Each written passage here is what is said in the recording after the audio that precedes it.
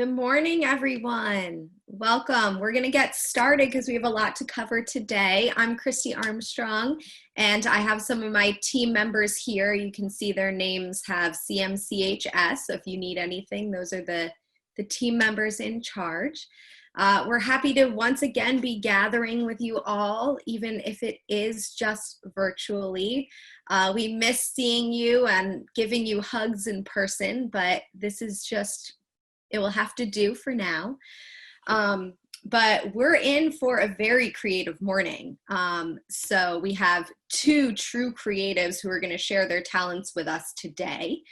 And yeah, so we're going to kick it off. So first I'm going to talk about today's theme, and it's Underdog, and it was chosen by the Edinburgh chapter. And I think everyone sometimes feels like an underdog. And I think how I want to interpret this to start today off is by thinking about our local businesses here in Charleston. They all are kind of the underdogs right now. They have a lot of hurdles to jump over, and a lot to overcome, especially because of the times. So I would like to challenge each and every one of you to try to spend your money locally. You know, when you want to get that convenient cup of Starbucks, reconsider and go to your neighborhood spot, or try to sign up for the local CSA, or buy your produce at the veggie bin. You know, any way that we can help these local businesses right now, we should. I know that I've been trying to support at least 5 local businesses each week. So maybe that's something you want to help do as well. So just think about that. And I do want to thank Creative Mornings Austin. They have generously let us use their Zoom platform today. So that's how we are able to come to all of you. So thank you to Anne and the Austin chapter. So Josh, next slide. So I think we're starting today off, yes, with a song by Emily Curtis. She's a soulful pop artist with a Southern flair, according to her website. Her music is beautiful. I was listening to it all last night. And also I realized that she was in a Time for Change video that kind of went viral with Seth G. If you guys haven't seen it, it was so powerful, so beautifully done. I think I've listened to that song like 50 times. So Emily is one of the artists featured in that, and maybe we can try to put a link in the chat in case you missed it. But I'm going to turn it over to Emily, and she's going to tell you a little bit about what she is going to sing for us today.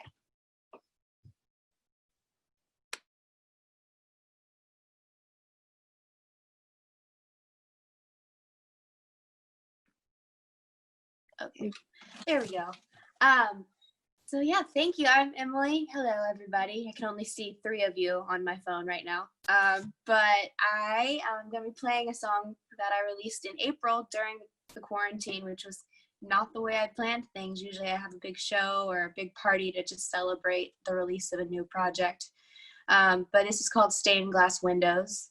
And it's kind of about the way the colors in a stained glass window, how they kind of collaborate with each other, and how that kind of represents people in life, and just the way that stained glass windows work, and how the only way you can see the picture is if a light shines brighter on the inside. So yeah, decided to go with that when I was writing this one.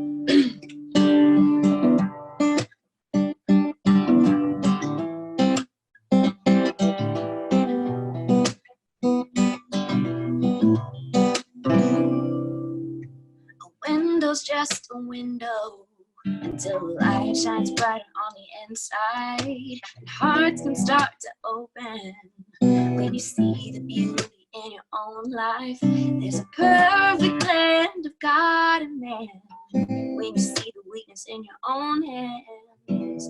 Reflection colored in stained glass windows. Ooh, ooh, ooh, ooh, ooh,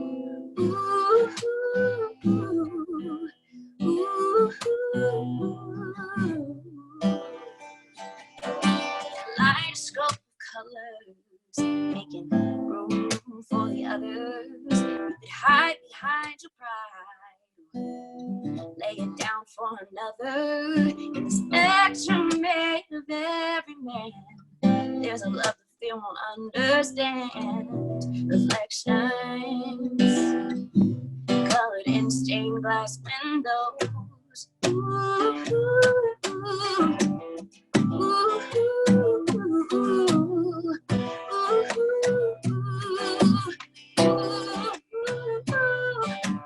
open up your eyes like we'll shatter the doubt. Open up your mind. Open up your heart.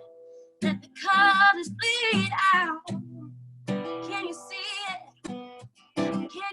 Can you feel it now? Can you see it? Can you feel it now? Can you see it? Can you feel it now? Ooh, ooh, ooh, ooh, ooh, ooh.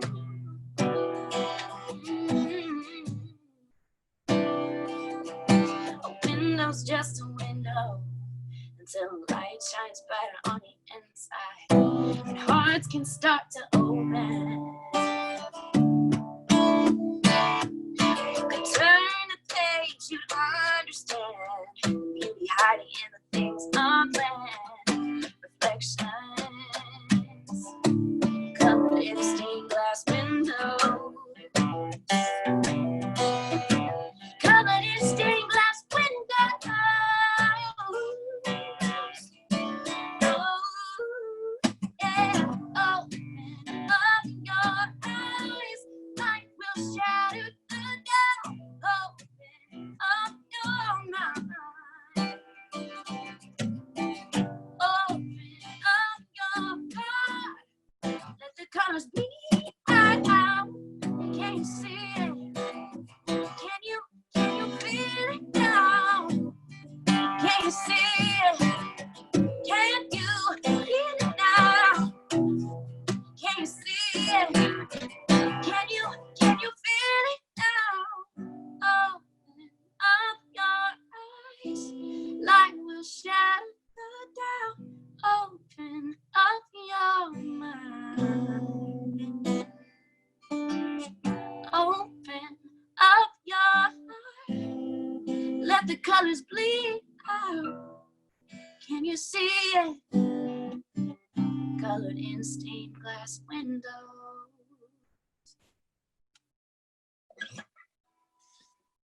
Beautiful. Thank you.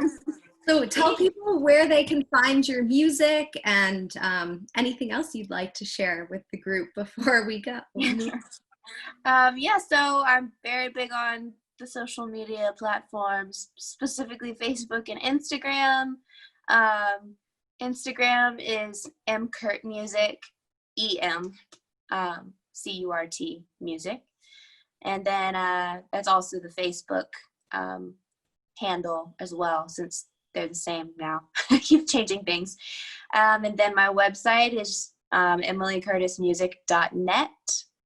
And that'll link you to pretty much anything and everything. A blog about things that I'm probably going to write about later, or lots of different things that you can kind of keep up with on there. And then I play every Saturday right now at Hotel Bennett in the Plaza, which is nice because it's outside and it's, it's open air, social distance friendly. So I'm there 5:30 to 8:30.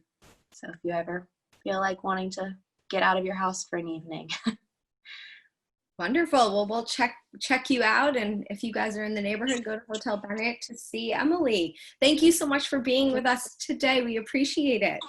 Yeah, thank you so much for having me. Okay, now we're going to move on. So our team member, Justine, is going to take it away, and she is going to share some of the things that she's been doing as a creative during this time. So we're going to. All right. Can you guys hear me okay?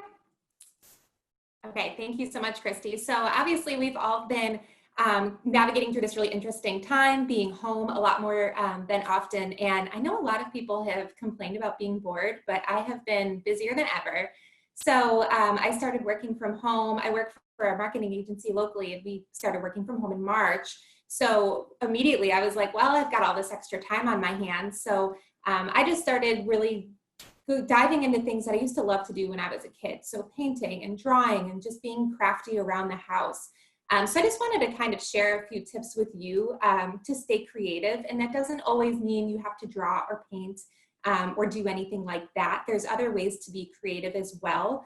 So when you're looking to stay creative, just kind of be a sponge and be open to new ideas. So whether that is something, if you've always wanted to learn how to paint or do watercolor paintings or drawings, just get on Skillshare or YouTube and take a class, or check out a virtual class locally. I know Redux was doing a lot of the classes virtually. You can try pottery or stained glass, or pick up a guitar, take some lessons. There's a lot of different ways that you can, expose yourself to new skills. Check Pinterest. There's always crafty ideas on Pinterest and things like that. Even if you want to get outside, you can be creative by doing things around your house or planting a garden. For me right now, I'm also pregnant. So in addition to creating new life, I've been trying to create things for the nursery and for our home to make it a more comfortable space for when the baby arrives. So there's different ways that you can try to explore your creativity that may not just be picking up a paintbrush and a canvas. And then my last tip for staying creative is just to surround yourself with creative people, which obviously you guys are doing already by being here and being part of Creative Mornings. But follow people on Instagram. I know Emily just gave her Instagram information out. So if you like music, follow her. I know Kate will talk about where you can find her. So follow people on social media or in your real life, or try to join organizations where you can just surround yourself with others who are being creative and maybe inspire you to try something new. I don't know if you want to go to the next slide, Josh. Okay, so I also want to mention, I help with all the social media here at Creative Mornings, and we are very social. So give us a follow. We are on Instagram, Facebook, Twitter, and now LinkedIn. So if you use LinkedIn, make sure you follow us there. And then be sure to tag us in all of your photos and all of your stories. We like to share everything and see what everybody else's experiences are, especially because we are all virtual now and we can't be in the same room together. And in case you didn't know, I think Christy had mentioned this morning a little bit when she talked about how our theme Underdog was chosen by the Edinburgh chapter. We're a global network, so Creative Mornings is all over the world. We're in 215 different cities. So keep that in mind when we're doing all of these virtual events. The entire global community is doing virtual events. So if there's a city maybe overseas, maybe in Edinburgh, that you want to check out and see how they're doing their Creative Mornings, try to find them on social media. Go on the Creative Mornings website. If you come from another city, I'm from a city in New York, they have a Creative Mornings chapter. I love seeing what they're doing and just kind of getting a taste of home. So just know that we are bigger, a part of a bigger community, and once we're back to in-person events, you can check them out when you're traveling too. And because we're part of this bigger community, we have a manifesto for Creative Mornings. So as you're being inspired by all these artists today, I just want to remind you that everybody is creative. So I'm just going to go through and read our quick manifesto, and hopefully these words will resonate with you too. Everyone is creative. A creative life requires bravery and action, honesty and hard work. We are here to support you, to celebrate with you, and encourage you to make things that you love. We believe in the power of community. We believe in giving a damn. We believe in face-to-face connections and learning from others, and jazz hands and virtual claps and virtual snaps. Right now, everything's virtual. We bring together people who are driven by passion and purpose, confident that they will inspire one another and inspire change in neighborhoods and cities around the world. Everybody here is welcome. Today's speaker, Kate March, knows what it feels to be an underdog. She has performed and lived all over the world. So I think as creatives, we all know that it's hard to sometimes to break into the creative scene in a new city. And she's a dancer, a performer, an artist, a producer, and so much more. And I'm going to let her tell you her story, but we're going to let Kate March take it away. So good morning, everyone. I'm really excited to be here with you today. And I'd like to first thank Christy and the rest of the Charleston Creative Mornings team for inviting me to speak. My name is Kate March. I'm a full-time artist, and I'm the founder of March Art House, which was formerly known as I Am Concepts. March Art House is my boutique production company devoted to fearless exploration and creative expression, and to elevating the voices of women artists from around the world. Now, I'm first and foremost a dancer and performance artist. I've been dancing since I was 3 years old, so 32 years. My undergraduate degree is from Connecticut College, and my graduate degree from Middlesex University in London. They're both in dance and choreography. So dance has literally led me around the globe. After spending 2 years in London for my graduate program, I lived in Hong Kong for 6 years. And just 3 years ago, I moved back to the US. And before the pandemic, with my base in the US, I was traveling about 110,000 miles each year for performances. That isn't the case in 2020, which is fine. But I'm proud to say that I've performed all over the world. Movement, improvisation, and tapping into my body's wisdom are the deepest aspects of my creative practice and remain the foundation of everything I do. Over the years, my self-expression has naturally evolved into and intersected with other creative realms, specifically immersive dining, experiential and immersive theater, performance art, painting, and poetry. Now, as it stands with the global pandemic, an ongoing issue, live performance isn't such a booming industry at the moment, but it's giving me recent focus on my solo work, which includes painting and drawing with my body, and also writing poetry. I'll expand upon my work throughout the presentation and how it relates to being an underdog, but also note that you can find a lot more about my journey, my art, and March Art House from my websites, which I think Christy has the links to and will share with you. Okay, so let's kick it off and get to this topic of underdog. So when Christy first mentioned that underdog was the theme for July, I didn't feel immediately connected to the word, I'll be honest. Typically, our first impression of an underdog kind of has a negative connotation. This is because the definition of an underdog is a person or a group in a competition, usually sports or creative works, who's expected to lose. I mean, who wants to be the potential loser, right? But when you get right down to it, an underdog has some pretty incredible character traits.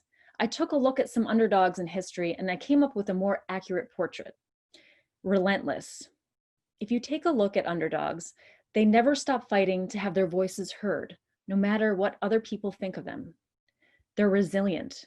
They show up, they keep at it, and they don't quit no matter how challenging the journey gets. They're innovative. They're not guided by the mainstream or the actions of others. They pave their own unique path. And typically underrepresented. Historically, underdogs are up against some sort of conglomerate of isms, making being seen or heard a great challenge in its own right. When I reframe the underdog as an individual who is relentless, resilient, innovative, typically underrepresented, but remaining brave, I thought, well, shit, I'm an underdog. And you know what? I like it. So I began to embrace the principles and convictions of an underdog, and I hope I can convince you to embrace the underdog mentality as well. All right, let me see if I can get there we go. Okay, so let me introduce 3 typically undervalued underdog communities that I identify with. I believe individuals in these groups leverage their personal attributes to triumph in life. And these 3 categories include artists, women, and the avant-garde. So let's start with artists. I'm sure there's a lot of artists in this talk today. Who's the underdog in the art world? Well, I don't think it would be much of a spoiler if I tell you straight off that pretty much all artists are underdogs. By nature, professional artists are taking a risk by pursuing a non-traditional life devoted to creativity, passion, and growth. In terms of economic success and stability, Generally speaking, artists are pretty low on the totem pole. As a kid, you don't go into a career fair and walk up to artist booths. I mean, there's not a lot. They hardly exist. I don't think I've seen one. But this is mainly because only a handful of artists are placed on that high pedestal of extreme success or top dog, falsely. I really believe all artists are a special breed.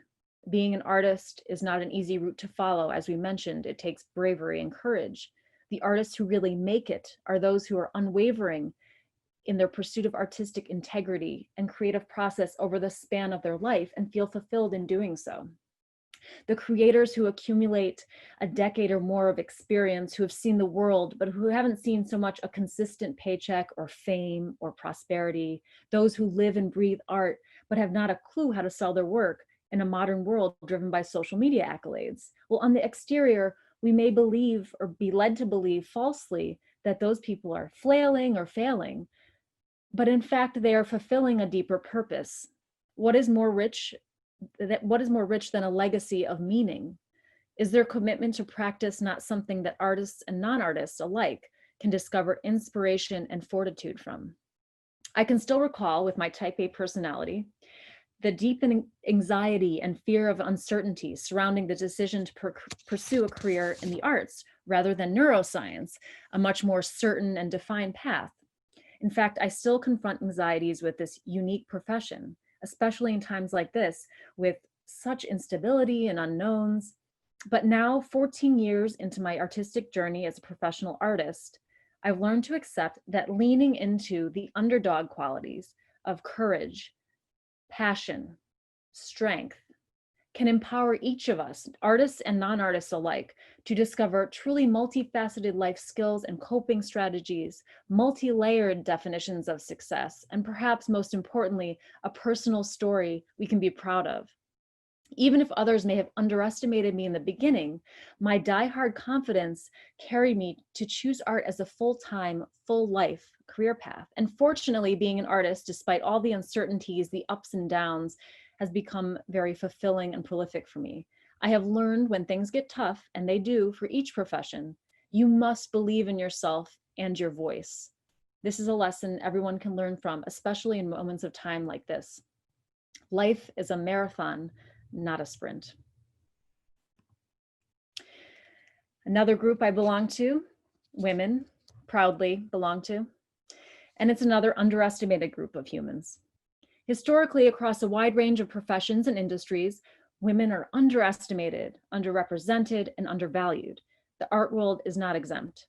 Even today, women are still the out-of-towners in the art world, across genres and across disciplines. The arts are simply dominated by male voices. And I say dominated not because there are more male artists or because men are actually the top dogs or top talents, but because women's voices have been incessantly ignored and overlooked, forgotten.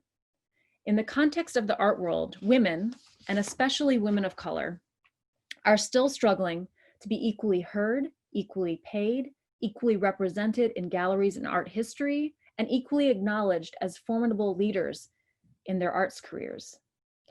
Women artists have been and continue to be the perceived underdog.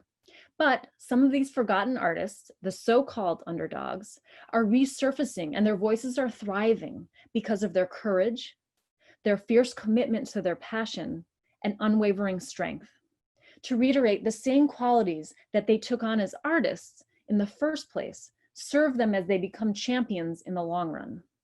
Considered maybe the small fry or the amateur in their times, they are now recognized as powerful and iconic legends who will force art historians to rewrite canons. Think about names such as Frida Kahlo, Hilma F Clint, Lee Krasner, Elaine de Kooning, Augusta Savage, and Alma Thomas, just to name a very minute few. Their work was either not acknowledged or they were only known as the wife of a famous male artist. So let's consider one of these so-called underdogs who is now slowly being recognized as a revolutionary. Little did her contemporaries realize back when she was an underdog, just doing her thing, being innovative and true to her calling, that she was in fact a game changer. The woman in the photograph is Hilma F Clint, a Swedish painter who was active in the late 19th century and early 20th century. Last year, I saw an exhibition of hers at the Guggenheim, and it literally blew my mind that I had never seen her work and I'd never heard of her name before. Hilma F Clint's abstract art predates the work by artists such as Kandinsky and other male artists that we have long considered the pioneers of abstraction. This incredible woman stipulated her work not be shown in public for 20 years after her death in 1944. It's like she realized her work could only be appreciated by a future audience. And wow, what a revelation her work has become. She is forcing art historians to rewrite canons and to accept that she broke the ground for abstract art. She changed the game first. So beyond sharing my voice through artistic expression, my mission is to make sure women artists don't have to be champions only when they're dead and gone. I've always been extremely driven and determined to share and elevate the voices of women artists. As I briefly mentioned, in Hong Kong, I founded a company called I Am Concepts, which I later rebranded as March Art House. As a business owner, I have been extremely diligent and outspoken in creating opportunities for other women artists, hiring women in leadership positions, and collaborating with women from all over the world. I focus my art and my productions on sharing the nuances and complexities of the female voice, the female perspective, and of the female body with a distinct goal to destabilize male gaze. Importantly, my quest with March Art House is to educate the public about a variety of women and trans women artists and their works, their stories. So please check out my curated selection of articles introducing Latina, Asian, African, and other women artists whose name and artistic voices, in my humble opinion, need to be more recognized as champions. And I believe Christy will be sharing that link that is part of my March Art House website. And you'll also on the website be able to see which artists did those three works in that slide right there. All right, so let's go on to the avant-garde. As a noun, avant-garde means new and unusual or experimental ideas, especially in the arts. Now, as if it's not hard enough to be a woman and an artist, creating or practicing art which is considered to be non-commercial or non-mainstream or unconventional tends to outcast the artist into the fringes of their disciplines or the fringe of the art world, where there's less support and therefore less sustainability. My work has always been characterized as experimental and provocative, and most of it is for audiences based in non-traditional spaces. So it's been a fight to show that even if my artwork defies category or seen as unusual, that it's still valid and important. I'm grateful that along the way I've had mentors, producers, collectors, clients, but also naysayers support or not support my unique vision, because in doing so, both sides granted me momentum and the possibility for growth. As a society, we need to reframe the power of divergent thinking and empower the people creating work that isn't considered mainstream or traditional or pop culture. At some point in our world, rock and roll was considered avant-garde.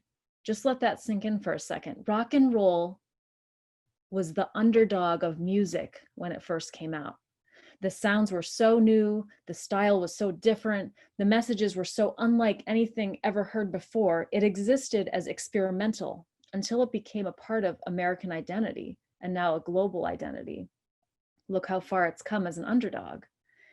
If the local and national government funding bodies continue to ostracize experimental artists by not providing grant money to new forms or new voices, if public art spaces and private galleries only curate the same conventional art and art forms, and if rebellious thinkers are rejected by funding bodies and cultural institutions as too out there to receive assistance to try new things, then we are inevitably prohibiting greatness and innovation. I've personally learned that thinking outside the box, being underestimated at times, and being a fearlessly experimental creative is the origin of progress and opportunity. Embracing the avant-garde has been fruitful and has opened many doors for me. I feel grateful that I've been opened these doors for owning an international business, performing in 20 countries, traveling to 40 countries, living in 4 countries. having dozens of my paintings shown in galleries and live exhibitions, developing virtual reality and remote audience performances predating the pandemic, and also getting my first poetry book, Thirst of Pisces, published next February. All in all, my personal conclusion is that different, avant-garde, weird, it's good. Weird is important. Now, a little bit about my underdog practice, a little bit more about my identity. I would say there are three key outputs from my arts practice. First, there's performance art.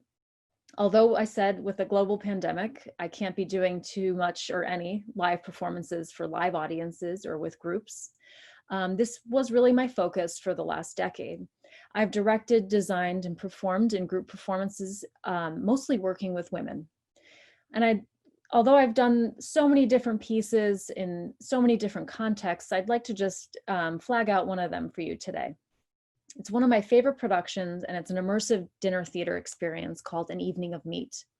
It's my longest running production, which integrates dance, theater, improvisation, food, and drinks, and it's about 2 hours. I first developed it after my master's program in London in 2010, and have since performed it in Germany, Hong Kong, and London again. In fact, our last run in 2018, my company performed 55 shows for an audience of 2,500 people in London. It's most certainly a pre-COVID piece of art. The interactions between audience and dancers are in extremely close proximity. The table serves as the stage itself. The performers execute intricate dance movements on the table without any exits or breaks. And at long last, after they've developed a world and had so many different interactions with the audience, they reach verticality by standing at the table, on the table at the end of the meal, a symbolic image of reaching full strength and power. I think Christy has the link to An Evening of Meat as well for you guys to see. Next, the more recent focus, as I said, has been on my visual art side, which is a little bit more doable in a pandemic because it really is truly my own solo practice. About 6 years ago, I decided to abandon paintbrushes, and suddenly this hobby, my lifelong hobby of painting, became a more serious devotion for me. I usually create larger paintings for live audiences or specific collectors, and then I create smaller or more medium-sized works as part of intentionally themed series. Now, when I paint, I set up the canvas or the wood panel directly on the floor, surrounded by bowls of paint.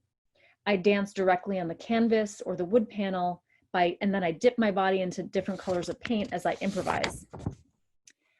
The output is a truly kinetic, intuitive, dynamic piece of art. You'll see some of it behind me. I'll put some up for you today. It's like a visual manifestation of my movement practice. I've also created series with specific intentions where I may use my body in a more choreographed way to achieve a particular kinetic output. For example, I did a series devoted to healing, where I only used my actual heel to paint. You can catch a lot more of my process and my paintings through my website, katemarch.com. There's a visual arts link in there. Finally, another aspect of my practice has always been writing. It's an especially important tool for me to use during quarantine times, and specifically, I write poetry. My poetry has emerged from the totality of ongoing creative questioning and reflecting. I create poems as if I'm choreographing words on paper.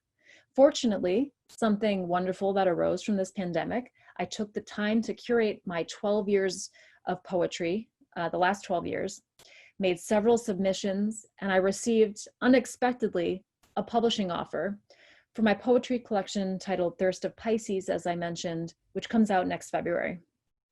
It includes 12 years of poems that I wrote in places from Beijing to Bangkok to Cape Town to Charleston. And I feel excited to have another aspect of my creative voice out there for the public to respond to. You can follow my Instagram. I often do poetry on Wednesdays, share some of my excerpts from poems that I'll be releasing next year, and just give general updates on the book. For me, no matter what form I'm using, it's always been about creating an emotionally moving experience for people, whether it's through dance, performance art, painting, or words. Being a career artist, a woman making avant-garde art, and usually the out-of-towner in a room, I may be undeniably placed in the category of underdog. But I like to think I am an underdog because I am resilient, I am relentless, I fight to have my artistic voice heard. I strive to amplify the voices of other artists, specifically women. I have never been led by the mainstream. My work is consistently innovative and experimental. I have carved my own path, and people have tried to categorize what I do, but I don't fit into a box. Yes, I am an underdog, but I don't feel like the underdog. Expressing myself authentically, no matter what the perception of me is, empowers me and makes me feel like I am a champion to be reckoned with. I only hope my commitment to my practice inspires you and others. I'd like to share a few slides about some of the work that has resulted as my journey as an underdog unfolds. And I'll get to a just short conclusion and then I'll wrap up. So you can see some of the images that have taken me around the world. That one in the ocean was in the Maldives, where I actually performed for Leonardo DiCaprio.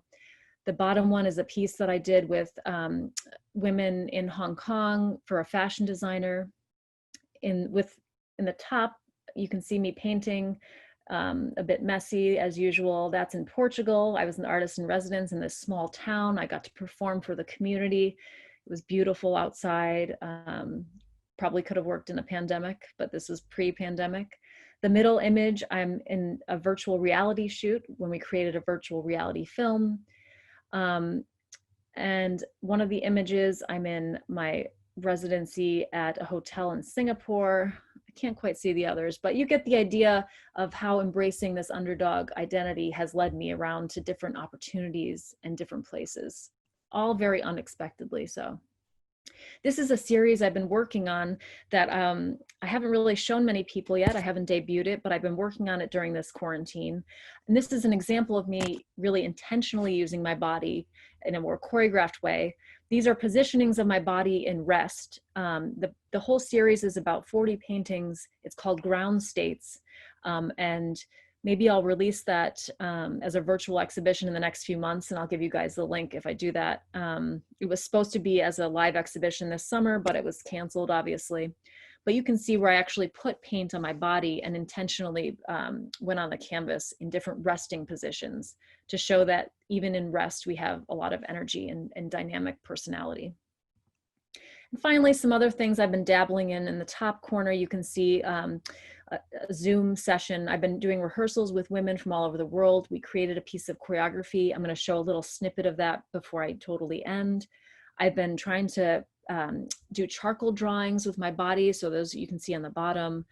I've had a lot of great photo shoots, socially distant, which has been inspiring to work with other photographers and other artists that have unique visions of how to bring the femininity out of in a photograph. And I've also taken some just improv sessions, filming sessions of myself. And in the top, you can see me dancing basically in my garage for myself, but it came out with a cool image. So I threw that in there for you. We can be our own audience. So let me just wrap up and say that historically, underdog groups and categories and the label itself is outdated and irrelevant. No one should be or feel underestimated or like they have to fight for their voice to be heard. But we can learn from this label. Embodying the mentality of an underdog isn't a bad thing. In fact, the tenacity, creativity, passion, confidence, and commitment of a person should be celebrated. The underdogs of the past need to be talked about so we can realize their true worth and equal standing alongside the top dogs of the time. For example, art history needs to be rewritten with a fresh sense of inclusivity, particularly in the context of race and gender. There are questions that obviously I can't answer, but I invite you to also question, how can we shatter misconceptions and inequality of typically considered underdog groups? How can we elevate artists to be taken seriously in society? How can we bring equal value and representation to women artists, and particularly women artists of color? How can we make it okay to be working on the fringe and not just in the commercial realm? All I know is that I'm going to continue to embrace the aspects of myself that make me worthy of being grouped with other such underdogs. I hope I don't have to continue to fight so hard as a woman, as an artist, as an avant-garde creator. But I'm prepared to if I need to, because deep down, I'm not afraid to be underestimated. I will pursue my passions and dreams despite any labels assigned to me. I will embrace the idiosyncrasies of an underdog with pride. So let me just show you one more thing. That's another picture from the Maris. Great job. I'm gonna, let's see, show you one little snippet of a video session of a piece of choreography I did with women in England, Germany, Australia, another one in the US, and myself. It's going to be sped up by 25 times, and it's not the original music, it's little glitched music, but at least it gives you an idea of what I've been up to while I've been around. So let me just do a quick transition of my screen and you'll see that.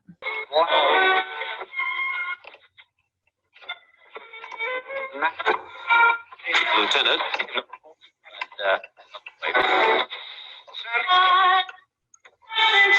Draw by post.